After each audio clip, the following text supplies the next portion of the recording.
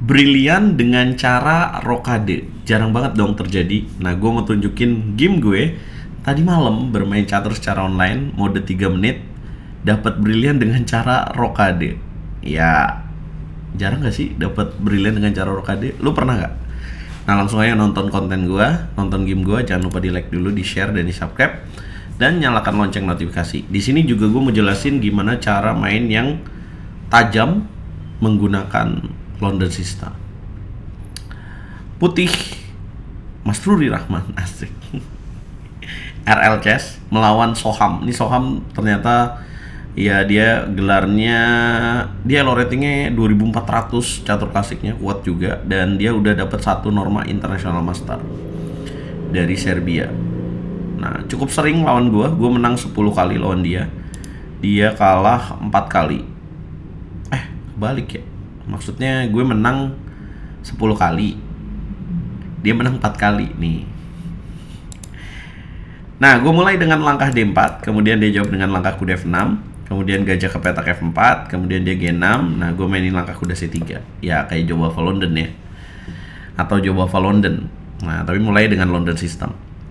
Hitam jawab dengan langkah C5. Nah, gue D5. Kenapa gak mau makan? Ya, jaga petak pusat ya. Kemudian hitam bishop ke petak G7. Putih mainin langkah E4. Kemudian hitam D6 menjaga petak E5. Gue mainin queen D2. Nah, dia main rokade pendek. Nah, gue di sini langsung ngegas dengan gajah H6. Ini modenya 3 menit ya. Kenapa kebanyakan pemain catur bergelar mainnya 3 menit? Ya karena kalau 10 menit kelamaan. Jadi 3 menit itu untuk melatih kecepatan dia. Kemudian hitam mainin langkah A6. Idenya bagus ya, mau B5, tapi kuda BD7 dianggap lebih bagus. Nah, saya langsung counter lagi. Ya, gue langsung ngegas lagi dengan H4. Kemudian dia B5. Nah, gue ngegas lagi dengan H5. Nah, langkah gue ini mungkin terlihat tanda tanya, tanda seru ya, meragukan. Tapi gue udah tahu nih cara main yang bagus sebagai putih kenapa. Dan gue udah tahu kalau misalkan hitam itu bisa main langkah B4, terus dapetin pion di sini. Jadi itulah gunanya belajar. Walaupun udah level International Master, tapi tetap harus belajar. Jadi lu bakal tahu ilmu-ilmu yang baru. Nah, di sini gue mainin langkah gajah makan G7. Sebenarnya ini blunder ya. Harusnya dia di sini mainin langkah makan di sini. Cuma dia takut mungkin karena gue bisa mainin langkah queen ke petak H6 ya, yang menakutkan dia mungkin di sini. Nah, padahal dia di sini bisa mainin langkah kuda G4. Ini yang nggak kelihatan. Nah, dia cepet main di sini. Setelah H5 B4 gue makan, dia langsung makan raja dulu. Raja makan G7. Ya udah, gue mainin kuda C ke petak E2, kemudian dia makan E4. Nah, di sini gue queen E3. Jadi sengaja tuh gue kasih pion di petak E4 supaya tetap gue pengennya nyerang lewat sini nih. Dia mainin kuda F6, gue makan pion G6, terus dia makan lagi pakai pion F, kemudian gue queen ke petak H6. Raja mundur ke petak G8 dong, supaya benteng ke petak F7. Gue langsung menyerang lagi dengan kuda F4. Jelas banget nih tujuannya mau makan pion G6. Hitam mungkin di sini lebih bagus main gajah F5 ya, jaga pion ini. Tapi yang lu nggak lihat mungkin kalau dia gajah F5, gue bakal main ini nih guys, langkah G4. Gila nggak tuh? Tujuannya apa? Kalau dimakan pakai kuda checkmate, kalau dia makan pakai bishop, gue main gajah D3. Nah, ini jebol nih. Jadi gue mau bilang kalau misalkan udah di level yang tinggi, nggak usah pikirin pion lah. Yang penting tujuan utama lu main catur kan untuk skakmat itu tercapai. Kayak gitu ya. Jadi ada saatnya kita berani untuk sacrifice. Kenapa? Karena kita bisa dapetin value yang lebih besar. Itu sih intinya. Nah, dia nggak main gajah F5 sob, tapi dia mainin benteng F7. Tujuannya mau jaga pion. Ya udah, gue makan lah pion G6. Karena kalau dia makan checkmate ya. Tapi dianggap salah nih, karena lebih bagus lagi gue kuda F3 dulu, baru kuda G5 mungkin, terus ada kuda E6. Yang ngegas saya terus kan. Kemudian dia juga melakukan kesalahan. Di sini harusnya kuda ke petak G4 ya. Apabila kuda G4 mungkin gue akan queen G5. Nah, dengan tujuan double check ya. Kemudian kalau dia kuda ke petak F2 bahaya ini, karena bakal kalah ya, karena kuda E7 balik lagi dan ada kuda G6 dapat queen. Jadi kemungkinan kalau misalkan gue queen ke petak G5, dia harus jalan benteng ke petak G7. Dan gue mungkin akan jalan queen ke petak H4. Masih nggak bisa dimakan kudanya sob, karena kalau dimakan ada skakster. Kalau dimakan pakai benteng, makan H7, bentengnya jatuh juga dan dapat queen juga. Jadi dia mainin langkah kuda makan pion D5. Kok blunder? Nah, gue mainin langkah gajah C4, kemudian dia mainin langkah 6, dan disinilah briliannya, rokade panjang. Kenapa brilian? Karena di satu sisi nih fungsinya mengamankan raja, kedua melakukan ancaman, ketiga posisi kuda gue tuh lagi diancam tapi gue nggak takut untuk ngasih. Nah ini jadi fungsinya banyak banget langkah ini. Itulah kenapa mungkin dikasih brilian sama chess.com. Hitam di sini queen ke petak F6, harusnya di sini gue gajah D5 aja, tapi gue melakukan langkah sacrifice the rook.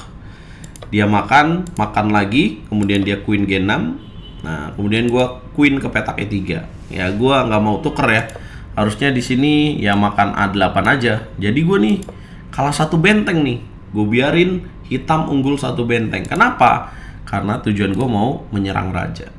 Agak riskan memang, tapi nggak gampang buat hitam karena posisi waktunya tinggal di bawah 1 menit. Jadi lu kalau main catur, ya pasti lu udah bisa lah ya rata-rata temen-temen. Lu harus berani mengambil resiko. Mungkin kelihatannya susah nih kalau perwira, tapi kita kan bisa lihat ya, kita bisa ganggu secara time pressure.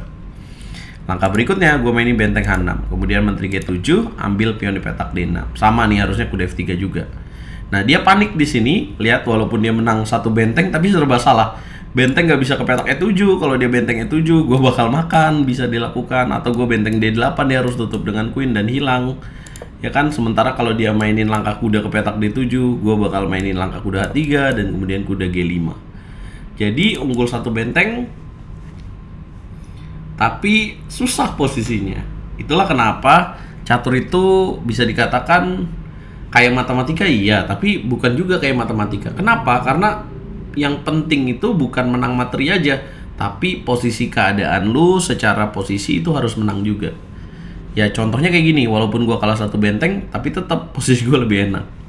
Nah dia mainin langkah menteri F8. Coba lu tebak, apa langkah terbaik buat gue di posisi ini supaya bisa menang guys?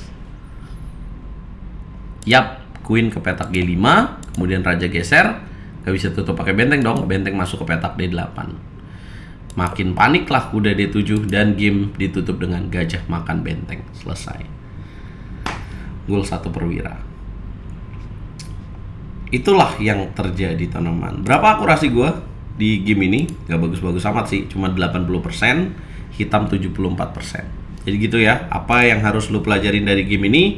Keberanian untuk melakukan pengorbanan tapi bukan tanpa rencana. Jadi lu harus main catur itu harus punya long term, harus punya rencana panjang untuk bisa menang, dan pastikan analisa lu itu akurat gitu ya teman-teman. Dan satu lagi, mentality ya.